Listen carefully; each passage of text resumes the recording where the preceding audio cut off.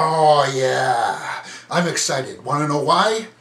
I just got out of Star Trek Into Darkness, and all I can say is, yeah! Woo!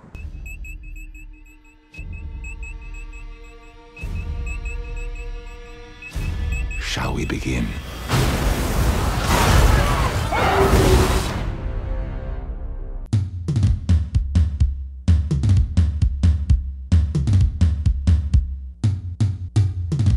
Okay, this is my review for J.J. Abrams' Star Trek Into Darkness, and here it is.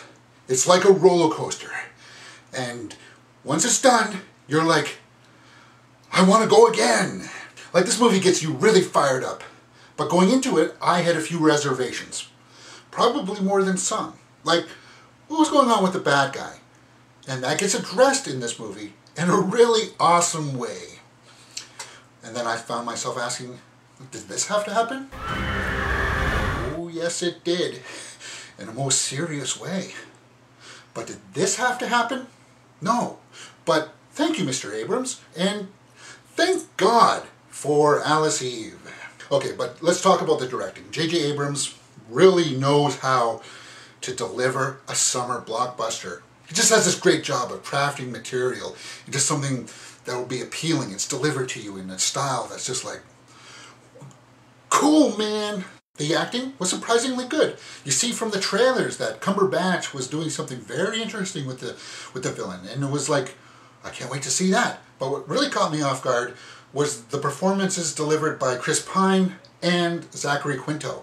The story I thought was very well contained. It had very few loose ends, except for maybe the Klingons, but overall I think that's where the series is going, so I really didn't have any problems with that. Cinematography was great.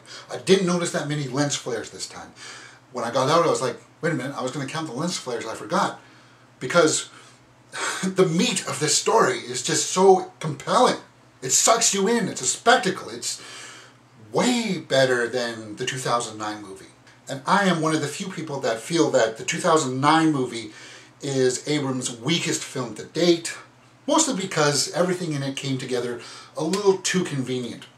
And it happens in this movie as well, a bit towards the end, but it's forgivable.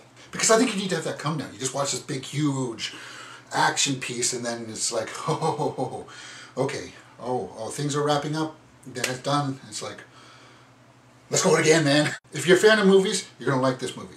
If you're a fan of the old franchise, like I am, I think you're just going to find it interesting to see how they tie in some of the old plot points. And I am yet to hear anybody say anything terrible about this movie. If you are one of the few people out there that didn't like this movie, please let me know why you didn't like that in the comments below. Okay, so that concludes my review for Star Trek Into Darkness. I am going to talk about spoilers, and you can click right here to hear about that. If you like what you've seen, please hit that thumbs up button and subscribe.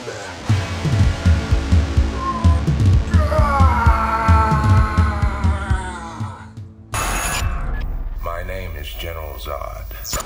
Oh, you think darkness is your ally?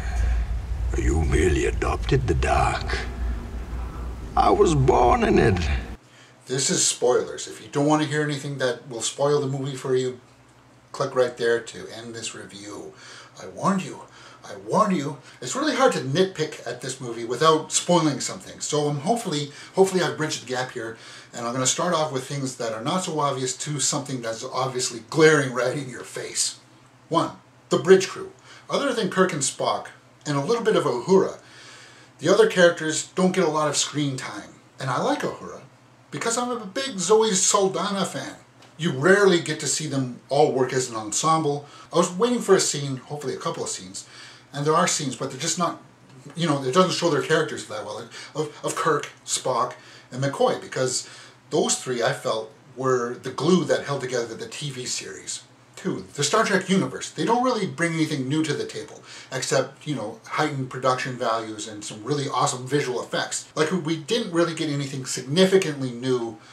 So far, the first 2 movies have felt like, okay, we're in this new universe, let's look back at some of the events that happened in the old franchise and see how those events will come up in this universe.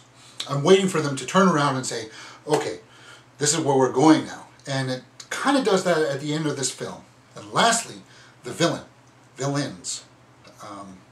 RoboCop. I didn't expect that one. That was sweet. And now, Cumberbatch as Khan. And why marketing wanted to keep that a secret. Like, they even went as far as to tell people, no, he is not Khan. Khan is not in this movie. And I guess they really wanted to catch people by surprise. But here's my take on it. As a fan of the franchise, it didn't bother me. Would knowing about it beforehand ruin the movie for me?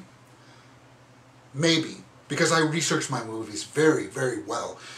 And I know that some diehard fans out there would have started making comparisons, saying that nobody's ever going to match up to Ricardo Montalban. And you know what? You're probably right. But they said the same thing about Heath Ledger playing the Joker when The Dark Knight came out. This new spin allows Cumberbatch to come into the role and add something new to it, like his own fresh view. And I thank Mr. Abrams for that, because reflecting upon it, you're right, that is a brilliant, brilliant marketing move. It'll just help people appreciate it more.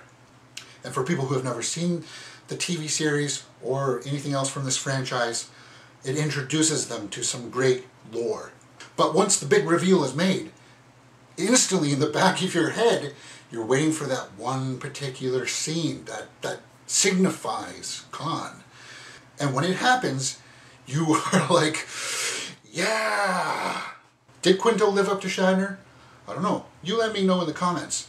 And this movie was full of those kinds of moments where it's just like, yeah, man, they got it right. Cool. I think this movie trumps Iron Man 3, and I don't think it'll be bested until Superman comes out. Okay, that's my review for Star Trek Into Darkness.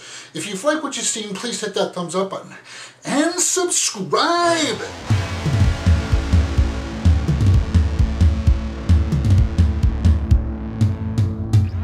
I was waiting for a nice couple of scenes, hopefully, that would showcase cock. What the hell is that? The story was... Shut up, dog. The story I thought was very well contained. Oh, shut the hell up, dog! And that dog just won't shut up. Bring me my gun!